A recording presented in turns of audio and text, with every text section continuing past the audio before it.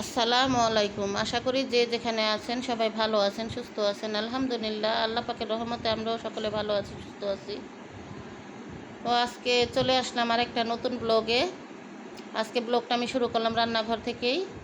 তো আজকে আমার রান্না বান্নার আয়োজন হলো ডাল আর মলা মাছ চচ্চড়ি করব। তো এখানে আমি ডালটা বসাই দিছি, আর ওই চুলায় আমার মা রান্না করতেছে। কারণ আমার মা আজকে আমার মার বাসায় খাবার দিবে।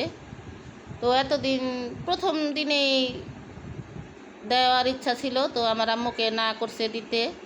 কারণ আমার মার আত্মীয় স্বজন ছিল, ওইখানে আশেপাশের আত্মীয় স্বজনরা এতদিন খাবার দিছে।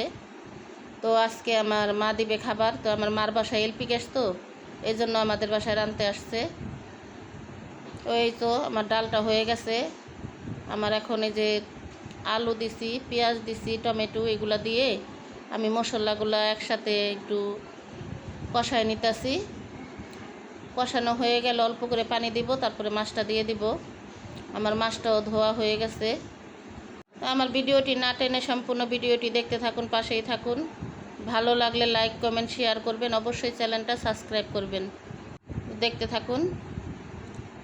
এখানে এখন আমি অল্প করে পানি দিব। এক এক দেশে এক এক চল। তো আমরা যা দেখছি ছোটোবেলা থেকে, তো আমরা জানি যে 3 দিন পর্যন্ত যেই সংসারে লোক মারা যায় 3 দিন পর্যন্ত খাবার দেয়। তো আমার বোনের শ্বশুরবাড়িতে নাকি 4 দিনও খাবার দেয়। তো এই জন্য আমার মা আজকেই রান্নার আয়োজন করলো, মা ওদের বাসায় খাওয়ান দেবে।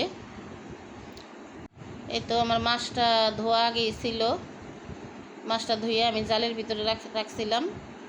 এখন এই যে মাছটা আমি উপর দিয়ে ঢাইলা দিলাম। এখন একটু লাড়াচাড়া দিয়ে দিব হালকা, কারণ এই তরকারি হতে সময় লাগে না। তো কিছুক্ষণ বলক চলে আসলেই পানিটা টাইনা যাবে।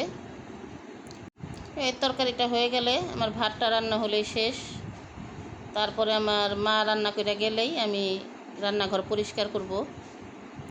কারণ আমার প্রতিদিন রান্না করলে আমার প্রতিদিনই রান্নাঘর পরিষ্কার করতে হয়। এই তো আমার তরকারি হয়ে গেছে, পুরো পানিটা শুকায় গেছে। এখানে এই যে ধনিয়া পাতাগুলো দিয়ে দিলাম। ওই চুলায় মাংস রান্নাও হয়ে গেছে, পুঁই শাকের তরকারি বসাই দিছে। তো আমার আগে যে বাড়িটায় আমি ছিলাম না, ওই বাড়িটা আবার গ্যাস অনেক সমস্যা করতো। এখন এইখানে আসার পরে গ্যাস অতটা সমস্যা নাই গ্যাসের, কারণ গ্যাস থাকে। তো এখানে আমার স্বামী আইসা পড়ছে খাবারের জন্য, ওনাকে খাবার দিলাম। কারণ আমার এখনও কাজকর্ম শেষ হয় নাই, কাজকর্ম শেষ করে তারপরে খাবো। তো এখন হচ্ছে রাতের বেলা। হঠাৎ করে মনে হলো কি ঘরে সুজি আছে, একটু হালুয়া রান্না করি। হালুয়া রান্না করলে সকালে রুটি খাওয়া হয়ে যাবে। তো এখন আমি হালুয়া রান্না করার জন্য এইখানে কড়াইটা বসাই দিলাম। সুজিগুলা সুন্দর করে টালা হয়েছে। এইখানে সুজিগুলা কিন্তু খুব সুন্দর করে টালা হয়েছে, একেবারে লাল লাল করে। আর ওইখানে আমি হালুয়ার ভিতরে দেওয়ার জন্য 3-4টা গরম মশলা নিছি, 2টা তেজপাতা নিছি, আর সাথে আছে কিশমিশ। তো এখানে আমি অল্প করে তেল দিলাম। আমি আবার একটু ঘিও দিব একটু ঘেরানোর জন্য, কারণ ঘিটা না দিলে একটু ঘেরান আসবে না। তো মানুষের এই ছোট্ট জীবনটা কিন্তু মানুষের অনেক কিছু জীবনে ঘটে। তো কোনো কিছু বলা যায়, আবার কোনো কিছু বলা যায় না। কষ্টগুলো বুকের ভিতরেই চাপা রাখতে হয়। কারণ এমন কিছু জিনিস আছে যা বললে অনেক মানুষের কাছে ভালো থাকা যায়, আবার অনেক মানুষের কাছে ভালো থাকা যায় না। তো আমি ইউটিউবিং করি, এই জন্য ইউটিউবে কাজ করি, এই জন্য কিন্তু অনেক মানুষে অনেক কিছু বলে। তো বলতে থাক, আল্লাহ তাদের হেদায়েত দান দেখ, বলতে থাক, দেখি বলতে বলতে একদিন ঠিকই থেমে যাবে। তো আমার তো কোনো সমস্যা হইতেছে না, কারণ আমি যেটা করতেছি এটা আমি চালাই যাব, যে যা বলুক। যদি আল্লাহ সহায় হয় বা আল্লাহর সাথে থাকে, আল্লাহ পাক চাইলে সব কিছুই হয়। কারণ আল্লাহ না চাইলে হবে না, আমি চাইলে হবে না। যদি আল্লাহ না চায় তাহলে হবে না, যদি আল্লাহ চায় তাহলে ঠিকই হবে। কোনো মানুষে আমাকে থামাতে পারবে না। তো আপনারা দোয়া করবেন আমাকে যেন আল্লাহ পাক এই ইউটিউবে কাজ করার মাঝে যেন আল্লাহ পাক আমাকে সফলতা দান করে। সবাই আপনারা দোয়া করবেন আর সবাই পাশে থাকবেন, তাহলে আমি সফলতা পাবো।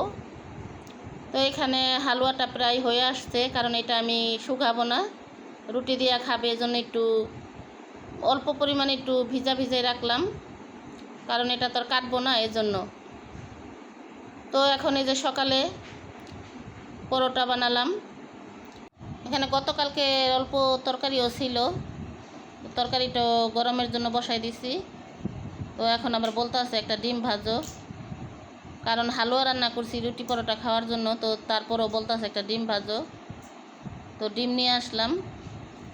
এখন এগুলা ভাজা হলে ডিমও ভাজবো। এখানে তরকারিও গরম করা শেষ, আবার এই যে সাথে হালুয়া তো আছেই। তো এখন আমরা সকালের নাস্তা করব। এই তো হালুয়াটা ফ্রিজে রাখায় অনেক শক্ত হয়ে গেছে, মানে অনেক শক্ত বলতে কি রুটিটা খাওয়া চলে, কারণ এটা আমি বানাইছি একটু ভিজা ভিজা, কারণ যেহেতু রুটি দেখাবে, কারণ কাটিছেন সব রাত আসলে তখন হয়তো ডিজাইন করে কাটা হয়, তা না হলে এমনি খাওয়ার জন্য তো আর কাটা হয় না।